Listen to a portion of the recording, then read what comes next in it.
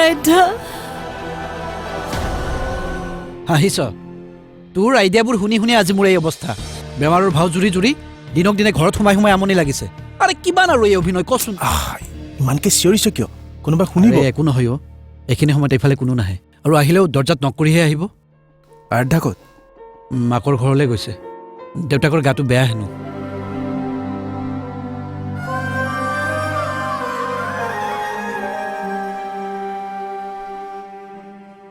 কিয় কিয় ভগৱান আকৌ এবাৰ তুমি মোৰ লগত কিয় ইমান ডাঙৰ অন্যায় কৰিলা এজনে মোক বুজি পোৱা মানুহ আছিলে সেইজনকো তুমি কাঢ়ি লৈ গ'লা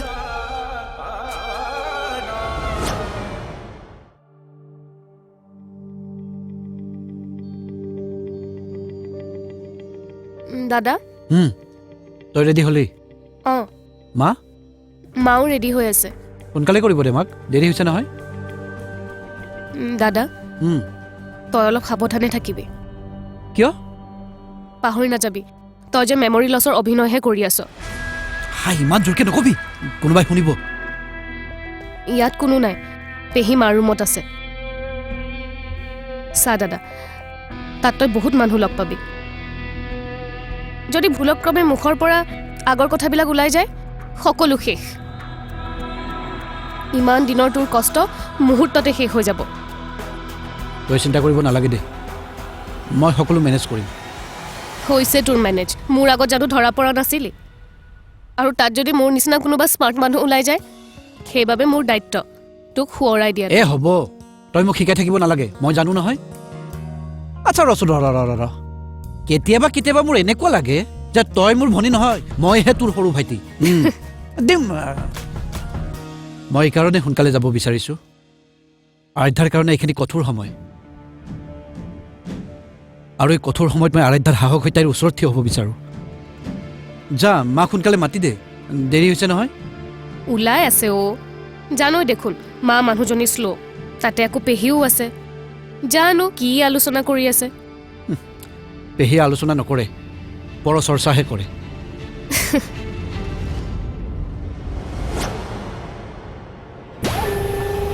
বৌ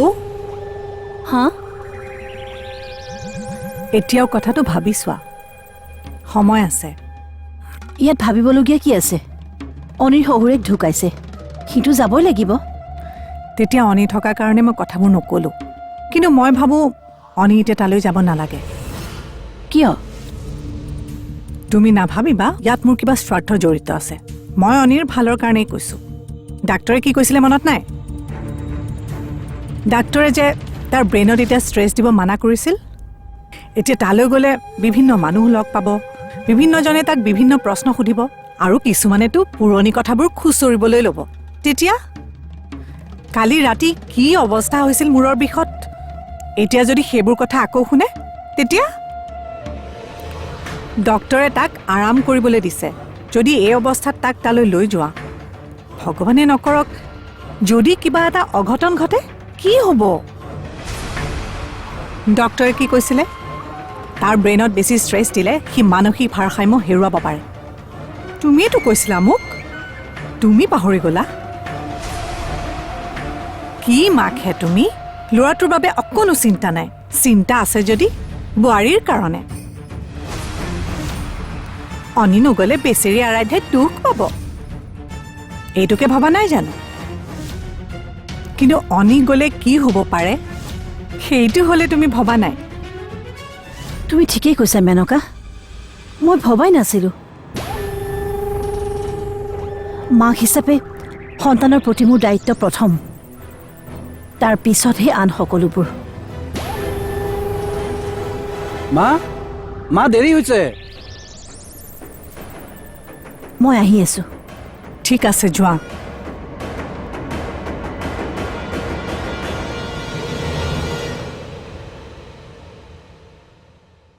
শান্তনু তই ইয়াত যা আকৌ দেউতাক শ্মশানলৈ নিবলৈ হৈছে নহয় সহায় কৰি দে যা আৰাধ্যা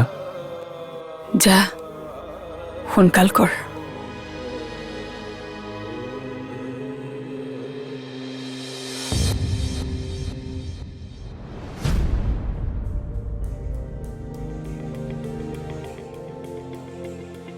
মা মা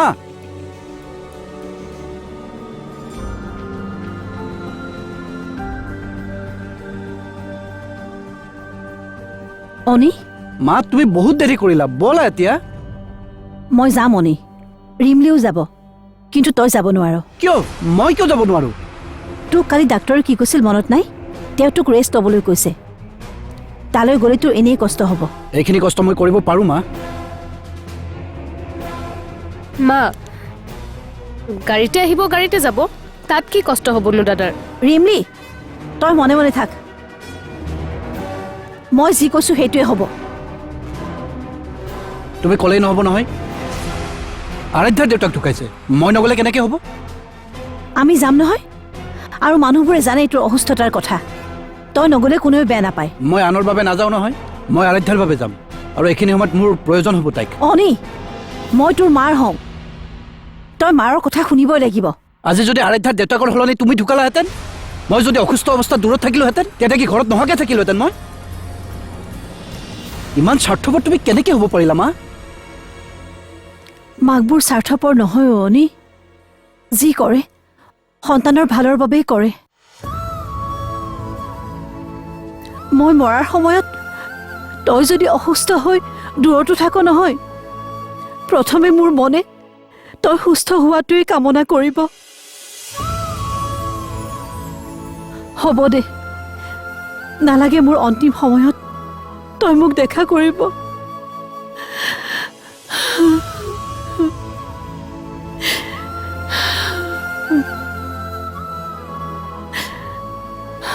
ৰিমলি তই ভুল কাম কৰিছ দাদা তোৰ লগত মোৰ কথা আছে আৰে তই কিনো কৰি আছ চাচোন এৰচোন সেইবিলাক বাদ দেচোন আহ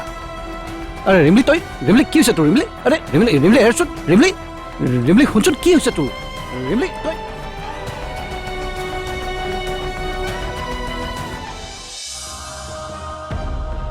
এতিয়া আৰাধ্যা মানসিকভাৱে দুৰ্বল হৈ আছে যদি শান্তনু ইয়াৰ সুবিধা লৈ লয় যদি আৰাধ্যাক বিয়াৰ বাবে মান্তি কৰাই লয় এয়া তই কি কৈছ দাদা বৌ ইমান দুৰ্বল হোৱাহেঁতেন তেতিয়াই বিয়াৰ বাবে মান্তি হ'ল হয় যেতিয়া তই বিশ্বাসঘাতকতা কৰিছিলি তেতিয়াই নহ'ল এতিয়া কিয় সলনি হ'ব আচলতে কি জান বৌ আৰু তোৰ মাজত বহুত পাৰ্থক্য আছে দাদা তই এতিয়াও বৌৰ সমকক্ষ হোৱা নাই তই যদি আকৌ বৌক পাবলৈ বিচাৰ তেন্তে তোৰ চিন্তাধাৰাৰ লগত বৌৰ চিন্তাধাৰা খাপ খুৱাবলৈ শিক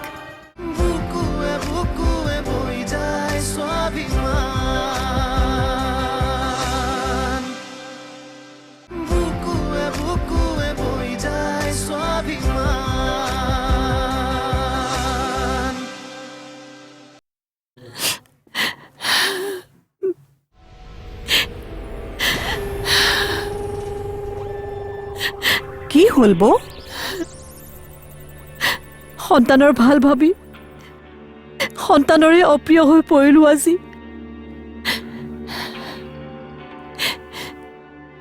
নাকান্দিবা বৌ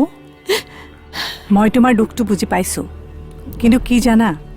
প্ৰয়োজন হ'লে অনিয়ে তোমাক যিমানেই খং নকৰক কিয় তুমি কিন্তু তাক যাবলৈ নিদিবা মই নিদিওঁ মেনকা মই মোৰ ল'ৰাটো সুস্থ হোৱাটো বিচাৰোঁ তাৰ বাবে সি যদি তাৰ মাকক বেয়া পোৱাও হৈ যায় মোৰ কোনো আপত্তি নাই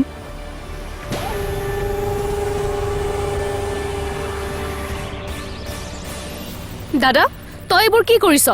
মাক কিয় কন্দুৱাইছ তই মায়ে কিয় নুবুজে মোৰ কথাবোৰ মায়ে বুজে বাবেইতো তোক লগত নিব বিচৰা নাই মায়ে তোৰ অভিনয়বোৰ গম নাপায় ভাবিছে ল'ৰাটো অসুস্থ তাত তোৰ কিবা কথা শুনি ব্ৰেইনত যদি প্ৰেছাৰ পৰে আচলতে মায়ে ভয় খাইছে দাদা যদি তোৰ কিবা এটা হৈ যায় মৰম আছে বাবেইতো এইখিনি কৰিছে তই মাক ইমান বেয়াকে ক'ব নালাগিছিল দাদা বহুত দুখ পাইছে মায়ে প্ৰথমতে মাইতো এইবোৰ ভবাই নাছিল নিশ্চয় পেহীয়ে মাৰ মূৰত এইবোৰ কথা সোমাই দিছে কাৰণ যিয়েই নহওক তই নিজে সজা জালত নিজেই ফচিছ তইহে অভিনয় কৰি আছ দাদা তোৰ প্ৰতি থকা মাৰ মৰমবোৰ অভিনয় নহয় তই জান মই মাক কিমান ভাল পাওঁ আজি মোৰ খং উঠাটো স্বাভাৱিক দেচোন মইহে জানো মোৰ কিমান চিন্তা হৈ আছে।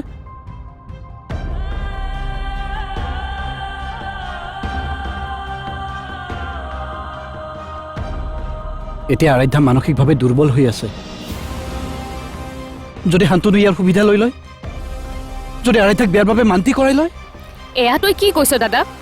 বৌ ইমান দুৰ্বল হোৱাহেঁতেন তেতিয়াই বিয়াৰ বাবে মান্তি হ'ল হয়, যেতিয়া তই বিশ্বাসঘাতকতা কৰিছিলি। তেতিয়াই নহ'ল, এতিয়া কিয় সলনি হ'ব?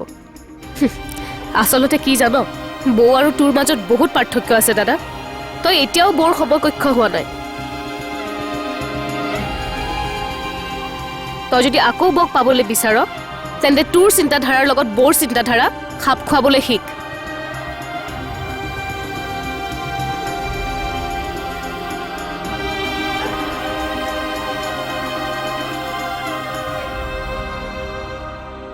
পেহীক ক'ত আছে? পেহীক মাতা আকৌ। মেনকা, মেনকা, বৌ, আমি আহোঁ দিয়া মেনকা। আজিৰ দিনটোৰ কাৰণে ঘৰখন তোমাৰ হাতত গতালো। তোমালোক নিশ্চিন্ত মনে আহাগৈ বৌ, মই সকলো চম্ভালি ল'ম। অনিৰুদ্ধক চাবা, তাক সময়ত খোৱা বোৱা কৰিব দিবা, আৰু যদি কোনোবা মানুহ তাক লগ কৰিবলৈ আহে উভতাই পঠিয়াবা।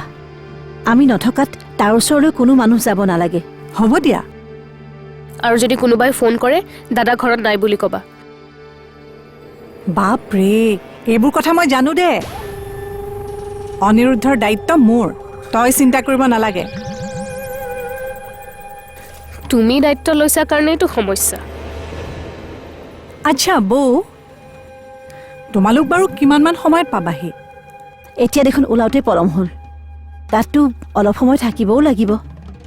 আহোঁতে ৰাতিয়ে হ'ব চাগে।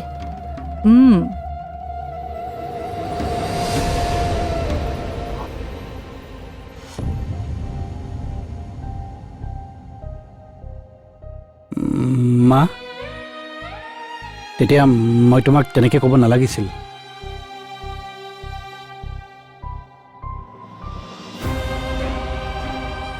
চৰি, আচলতে মোৰ আৰাধ্যাৰ চিন্তাৰ বাবেহে তেনেকুৱা হৈছিল। মই কথাবোৰ ধৰি থকা নাই। আহোঁ দে, ভালকৈ থাকিবি।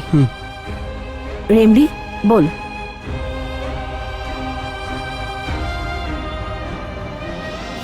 ৰিমলে, তই আৰাধ্যাৰ লগতে থাকিবি আৰু কবি মই কিয় যাব নোৱাৰিলোঁ। নহ'লে তই কাম এটা কৰিবি, গৈ পাই আৰাধ্যাক মোক ফোনটো লগাই দিবি। হ'ব দে।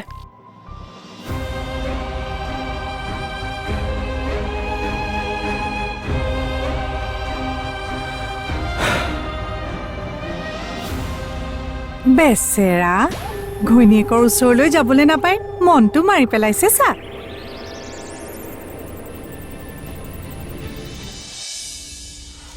জোঁৱাই অসুস্থতাৰ বাবে আহিব নোৱাৰে। বিয়নী,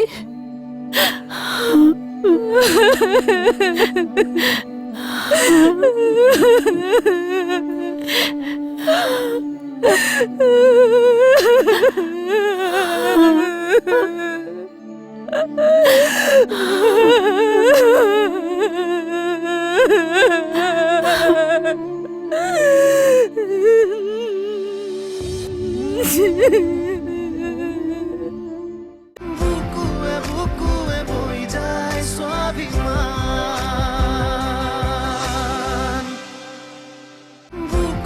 বুকুৱে বৈ যায় স্বাভিমান।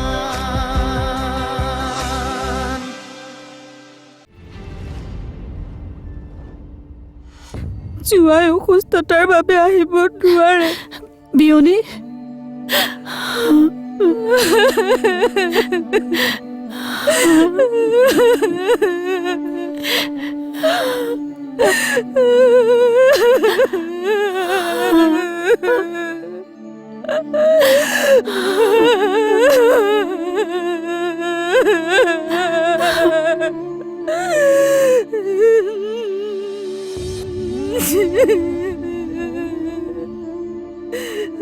আৰাধ্যা,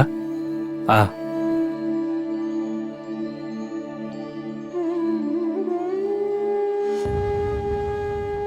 নাজানো আবাহন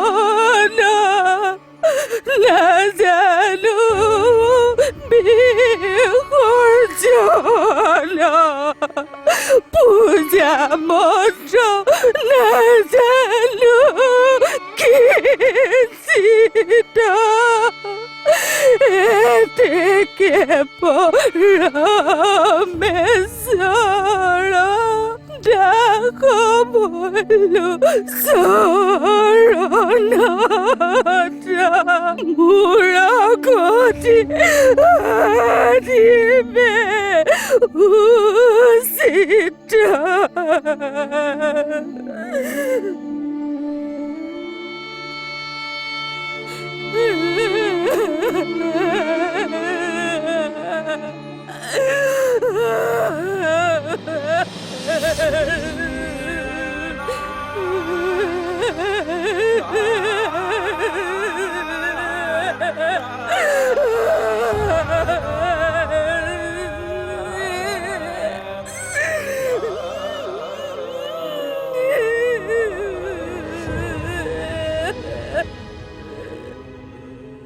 কিয় আহিছিলি ক তোক এটা ইনফৰমেশ্যন দিবলৈ আহিছোঁ মই কি আৰাধ্যাৰ বাপেক ঢুকাল আৰু সেইকাৰণে কেইদিনমান আৰাধ্যা ঘৰত নাথাকে তই কেনেকৈ গম পালি আৰাধ্যাৰ দেউতাক ঢুকাইছে বুলি আৰে তই দেখোন জানো মোৰ নেটৱৰ্ক কিমান ডেঞ্জাৰ চব খবৰ পাই যাওঁ মই তই সঁচাই কৈছতো 100% পাক্কা খবৰ অনিৰুদ্ধৰ লগত যি ঘটনা ঘটি থাকে চব খবৰ আহি যায় মোৰ তাত সিহঁতৰ ঘৰত যে চব্জি দিব অহা ল'ৰাটো সি মোৰ মল খোৱা পাৰ্টনাৰ না সদায় নাখাওঁ না কেতিয়াবা অলপ খাওঁ সেইবোৰ বাদ দে মুঠতে আৰাধ্যা ঘৰত নাথাকে যেতিয়া প্ৰিয়াক সেইখন ঘৰত সোমাই দিওঁ তাৰপিছত এবাৰ ঘৰখনত গৈ খুপুনি পুতিব পাৰিলে বাহিৰ প্ৰিয়া নিজে চম্ভালি ল'ব তাইৰ ওপৰত মোৰ পুৰা বিশ্বাস আছে কোৱালিটিবোৰ তাই মোতকৈ বেছি ভালকৈ জানে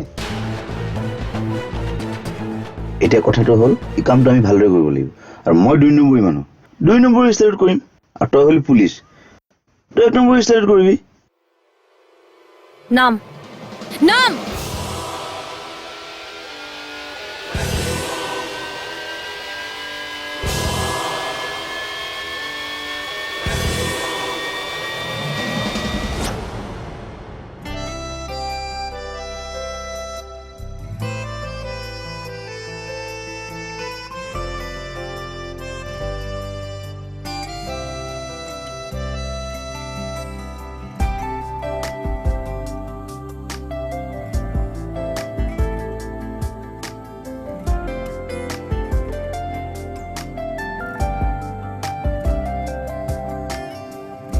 আলফুল সপোন তুমি